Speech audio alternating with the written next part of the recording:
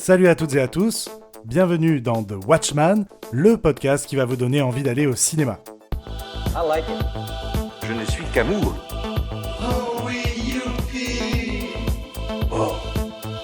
Je suis Kevin Robert, votre guide des salles obscures, et aujourd'hui je vous parle de l'amour et les forêts. Greg s'est arrangé pour me rendre la vie impossible. Et vous suivez?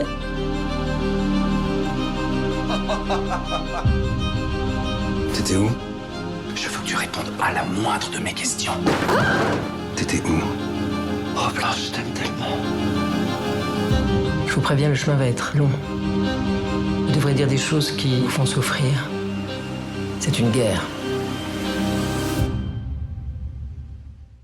L'amour et les forêts de Valérie Donzelli est un drame porté par un duo de comédiens brillants, Queen Virginie Efira et Monsieur Melville Poupeau. Quand Blanche rencontre Greg, c'est l'amour avec un grand A qui surgit.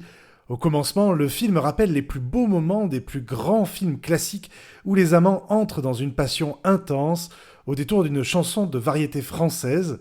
Voir Virginie Efira tomber amoureuse est une masterclass d'interprétation. J'y reviendrai plus tard. Malheureusement, cette idylle n'a pas vocation à durer, oui, parce que sinon, il n'y aurait pas d'histoire, et encore moins un film. Cet amant qui devient père et mari devient tout aussi jaloux et manipulateur.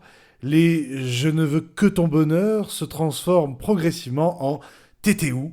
Cet individu immature et capricieux se transforme rapidement en monstre qui se fait peur à lui-même. L'attachement de la jeune femme pour ce belâtre se monnaie en échange de sa captivité. Même s'il n'est pas à l'écran, il est toujours présent. La caméra a beau être majoritairement tournée vers Blanche, c'est la voix grave et limpide de Greg qui résonne en nous et prend le dessus. Ce travail du hors-champ rend davantage plus terrifiant le conjoint. Ces mots cruels et odieux tranchent avec la douceur de cette femme aimée par ses proches et reconnue de ses collègues. Et lorsqu'il profite de son ascendance pour se victimiser, nous assistons complètement abasourdis à la naissance d'un pervers narcissique.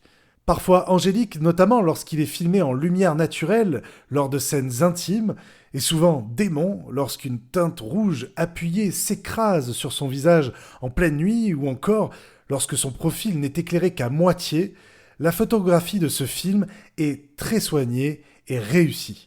Les instants de bonheur sont filmés avec une certaine patine à l'image, un certain grain, permettant de faire ressortir la nostalgie de ces moments. La mise en scène léchée est illustrée aussi par le travail sur la netteté et le flou. À la fin de quelques scènes marquantes, la caméra flotte dans les airs, l'image se trouble, et comme pour mieux accompagner nos émotions, nous spectateurs sommes emportés par une BO au piano magnifique et envoûtante. C'est un film extrêmement sensoriel qui glisse progressivement du conte vers le thriller. Il y a une surprise au tout début du récit dont je ne dirai rien, car la bande-annonce garde bien ce secret. Cet élément du récit nous laisse à croire qu'un certain rebondissement pourrait intervenir, et c'est plutôt malin. Le scénario est écrit à 4 mains, celle de Valérie Donzelli, mais aussi celle d'Audrey Diwan, réalisatrice de L'événement, un très grand film féminin sur le sujet de l'avortement dont j'ai déjà parlé dans ce podcast. De par cette association, naît une œuvre certes programmatique, car on sait où elle nous embarque, mais très équilibrée et remarquablement interprétée.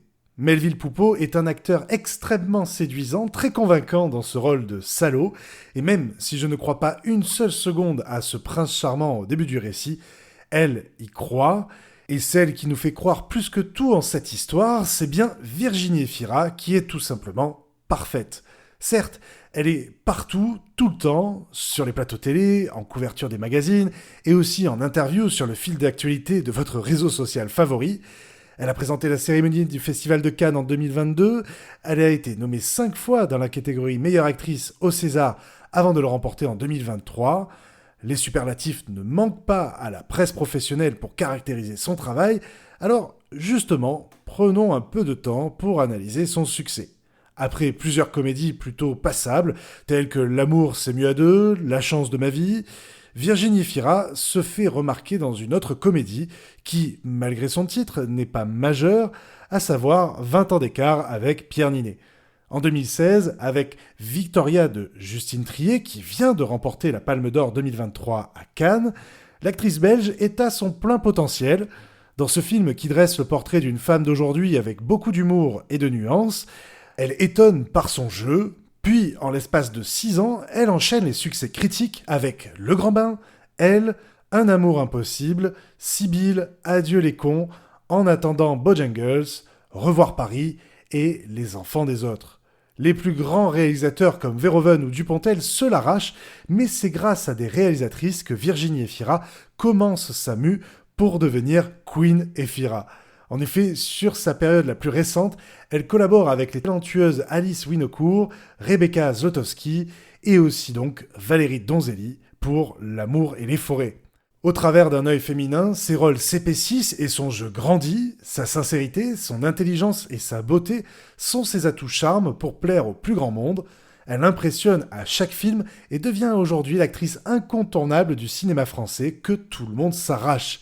Et s'arracher, vous devrez aussi, du fauteuil de votre canapé cette fois-ci pour aller découvrir en salle, au cinéma, L'amour et les forêts. Je vous remercie de m'avoir écouté et je vous retrouve très vite pour de nouvelles recommandations cinéphiles. En attendant, allez voir des films en salle au cinéma. Salut! C'était fabuleux. On va rentrer. C'est payé, on va rentrer. Go home. It's all over. Thanks.